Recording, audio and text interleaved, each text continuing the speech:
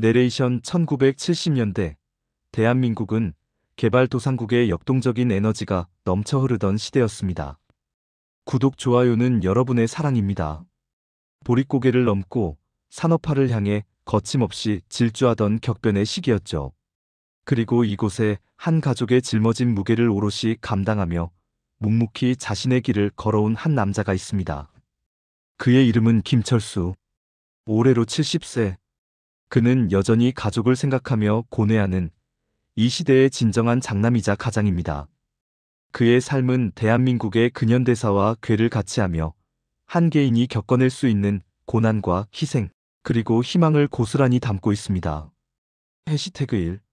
과거의 그림자 사막에 묻은 청춘과 가족을 위한 헌신. 회상 장면 22살의 철수, 김포공항 국제선 대합실. 그의 눈빛은 두려움 반, 결의 반으로 형형하게 빛나고 있다. 그의 손에는 낡은 여권과 사우디아라비아행 편도 비행기 티켓이 들려있다. 옆에는 부모님과 어린 새 동생이 눈물과 아쉬움이 뒤섞인 표정으로 서 있다. 막내 동생은 철수의 옷깃을 붙잡고 놓지 않으려 한다. 어머니, 철수야, 가서 몸 조심하고 밥 잘 챙겨 먹고 아프지 말고 말 잊지 못하고 흐느낀다. 아버지, 애써 덤덤한 척 장남으로서 책임감을 아는 것은 좋으나 가서 절대 무리하지 마라. 내 한 몸 건사하는 것이 우리를 돕는 것이다. 철수 굳은 얼굴로 가족들을 한 명 한 명 바라보며 걱정 마세요. 제가 가서 돈 많이 벌어올게요. 우리 동생들 다 대학 보내고 부모님 편하게 해드릴게요. 제가 없어도 서로 싸우지 말고 잘 지내야 해요. 둘째 어린 형아, 가지마. 나랑 놀아줘. 울먹인다. 막내 어린 형아, 나 두고 가면 안 돼. 철수의 바지가랑이를 잡는다. 철수 내레이션 22살. 남들 같으면 푸른 꿈을 쫓아 청춘을 불사를 나이에 나는 낯선 사막의 모래바람 속으로 향하는 비행기에 아픈 마음을 애써 숨긴 채 몸을 실었다. 부모님과 어린 새 동생의 눈물 젖은 눈망울이 자꾸만 아른거려 발걸음이 떨어지지 않았지만 내가 돈을 벌어야 우리 가족이 산다. 그 한 문장만이 내 심장을 뜨겁게 달구며 나를 지탱하는 유일한 주문이자 사명이었다. 대한민국 경제 성장의 한 축을 담당했던 중동 특수, 그 역사의 한 페이지에 나의 젊음이 새겨지고 있었다. 장면 전환 사우디 건설 현장. 섭씨 50도를 넘나드는 뜨거운 태양 아래 땀과 모래, 먼지로 뒤덮인 철수의 얼굴.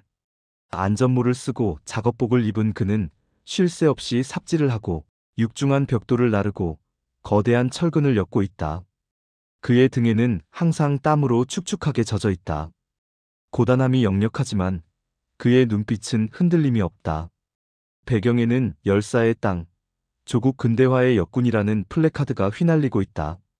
철수 내레이션. 낮에는 뜨거운 사막의 열기 속에서 살인적인 노동에 시달렸고 밤에는 외로운 숙소에서 고향 생각과 가족에 대한 그리움에 잠 못 이루며 하루하루를 버텼다.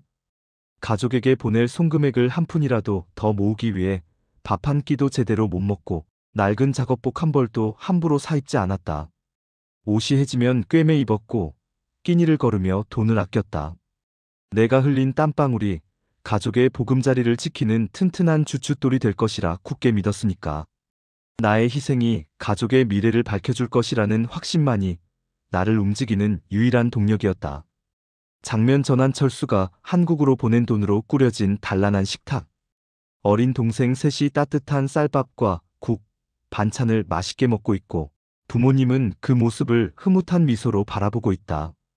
벽에는 철수가 보낸 풍경 사진과 함께 낡은 달력에 철수에게 온 편지라고 커다랗게 적혀 있다. 어머니, 아이고, 우리 철수 덕분에 이렇게 따뜻한 밥을 먹네. 사우디에서 얼마나 고생할까. 매일매일 가슴이 아프다. 부디 몸만 건강히 돌아와다오. 아버지, 쯧쯧. 저 녀석 아니었으면 우리 집은 벌써 길바닥에 나 앉았을 게야.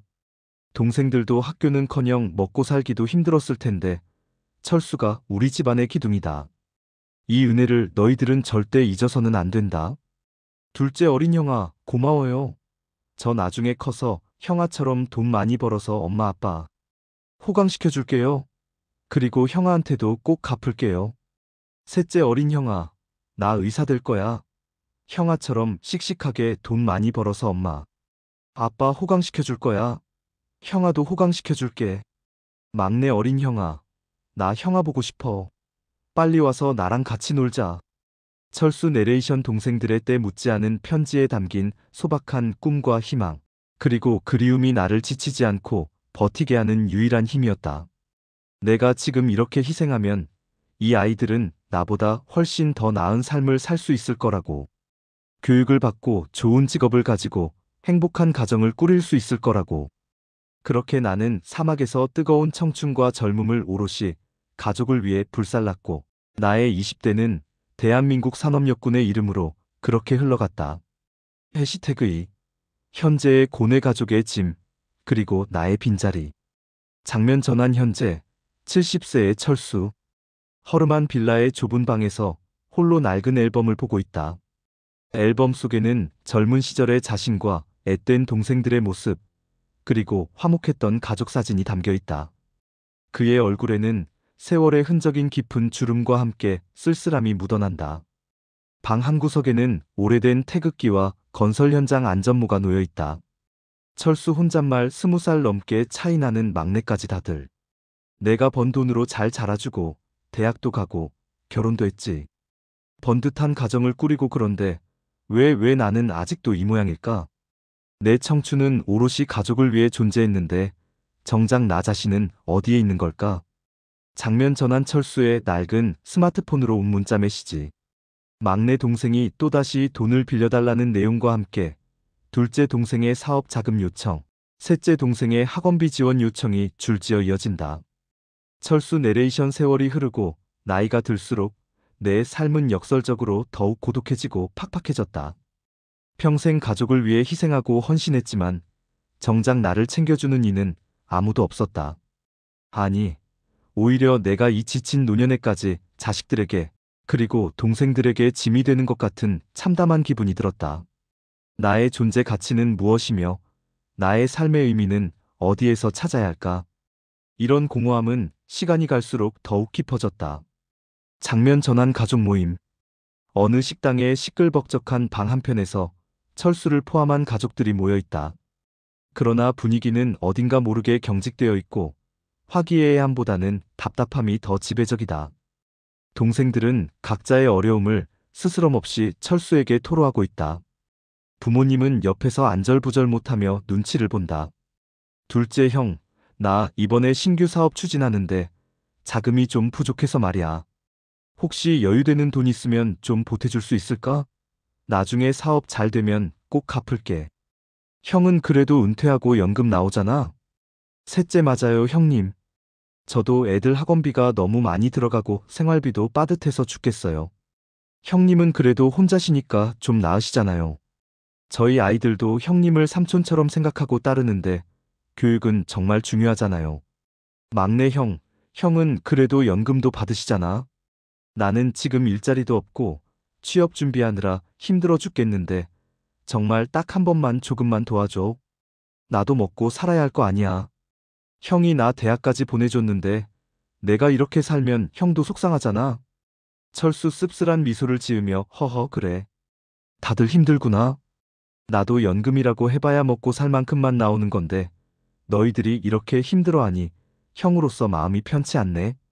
철수 내레이션. 동생들은 내게 의지하려만 할 뿐 내 힘든 사정과 공허한 마음을 진심으로 헤아려주는 사람은 아무도 없는 것 같았다. 평생 가족을 위해 헌신하고 희생한 대가가 겨우 이것뿐인가 하는 생각에 가슴이 미어지는 듯한 아픔이 밀려왔다.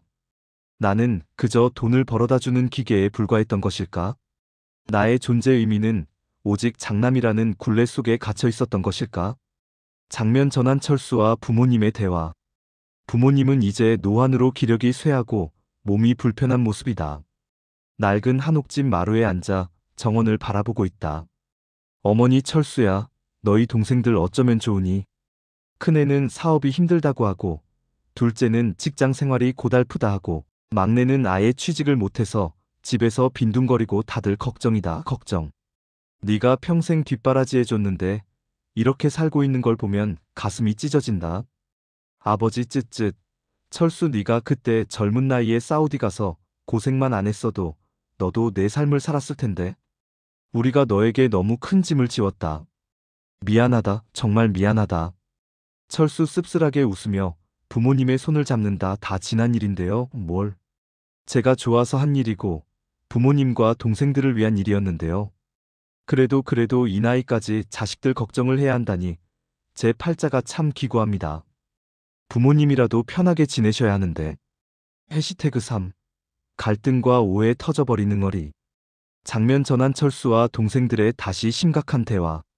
이번에는 감정이 격해지며 과거에 쌓인 감정들이 폭발적으로 터져나온다. 가족들의 얼굴에는 분노, 서운함, 후회 등 복잡한 감정들이 뒤섞여 있다. 둘째 형은 평생 우리한테 베풀기만 했으니까 우리가 형한테 도움을 요청하고 좀 기댈 수도 있는 거 아니야? 우리 가족이잖아. 철수 베풀어. 내가 너희들한테 뭘 베풀었다고 그렇게 당당하게 말하는 거야? 나는 내 청춘과 내 삶을 송두리째 바쳤어. 너희들 학비 대고 먹여 살리고 우리 집안 일으키느라 나는 내 삶을 포기했다고. 내 젊음은 사우디 모래바람 속에 다 묻어버렸어. 셋째, 그럼 우리가 해달라고 했어요? 형이 좋아서 희생하고 봉사한 거 아니야?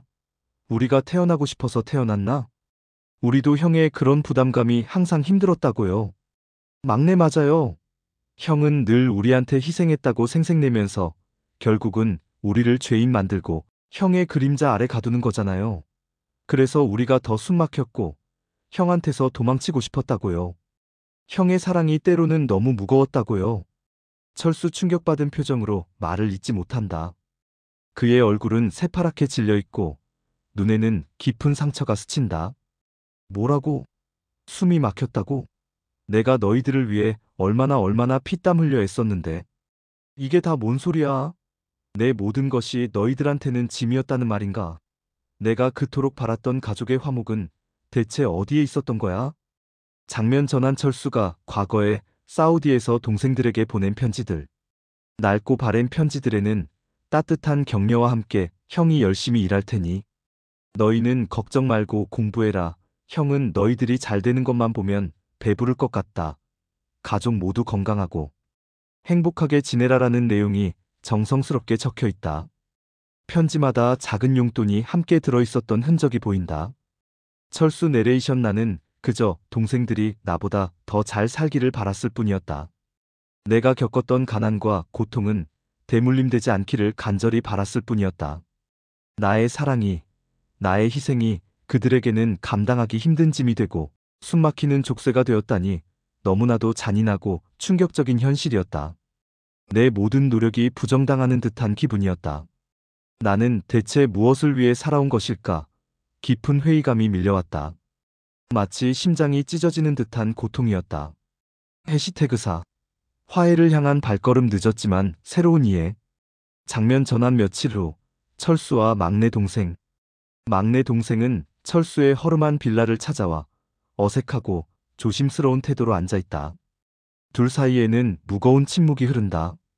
막내의 얼굴에는 후회와 미안함이 가득하다. 막내 형, 지난번에는 제가 너무 심했어요. 정말 죄송합니다. 형이 얼마나 고생하셨는지 제가 왜 몰랐겠어요. 제가 너무 힘들고 초조해서 철없는 소리를 했어요. 저도 형을 이해하고 싶지만 제 앞가림도 못하는 처지라서 너무 부끄럽습니다. 철수 씁쓸하게 웃으며 고개를 젓는다. 힘들긴. 내가 너희들 나이 때는 그 힘들다는 사우디 건설 현장에서 매일매일 목숨 걸고 일했어.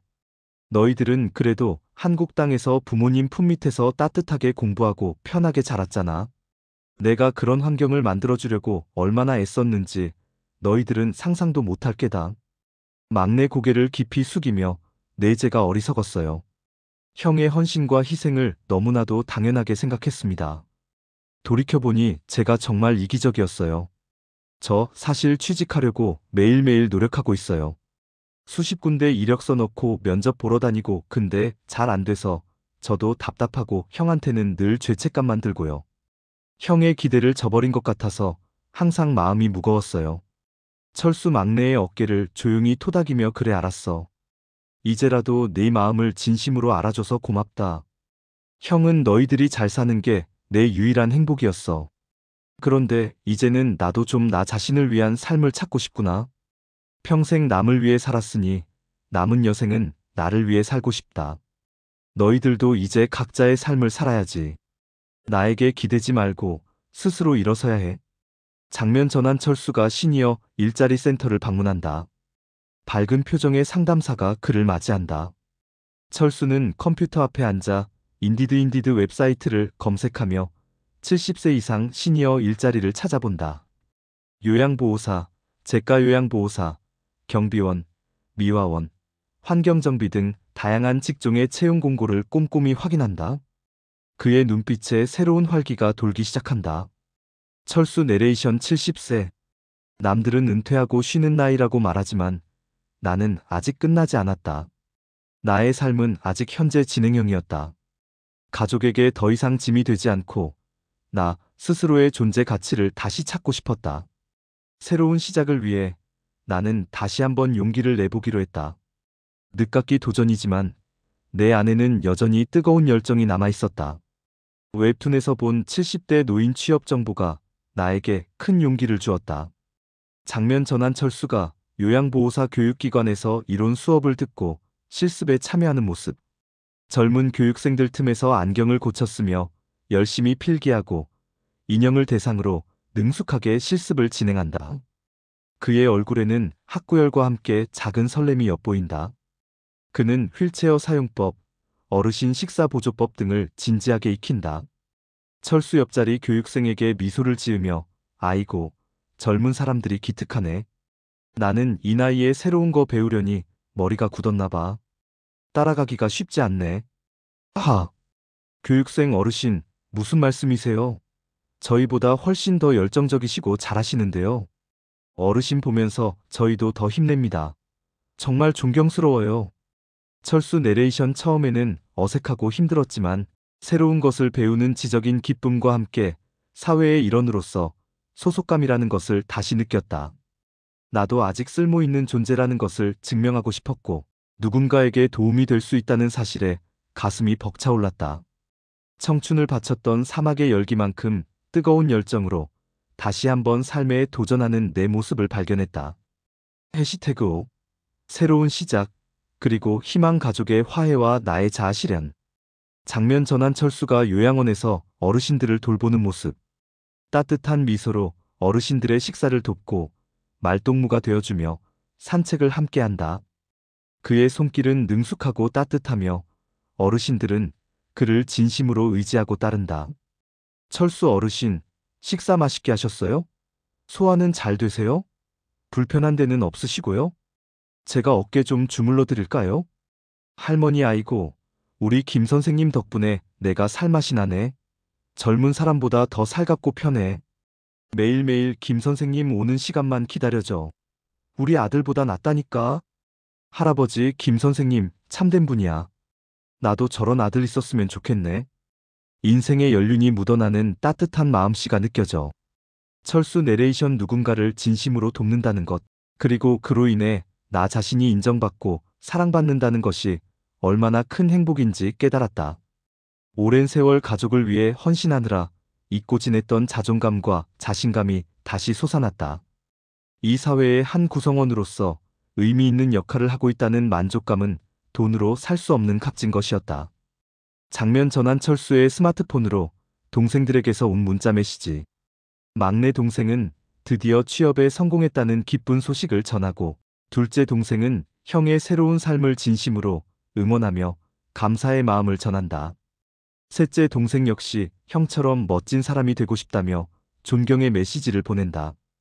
그리고 가족단체 채팅방에는 부모님의 흐뭇한 미소와 함께 철수가 우리 가족을 살렸다는 메시지가 올라와 있다.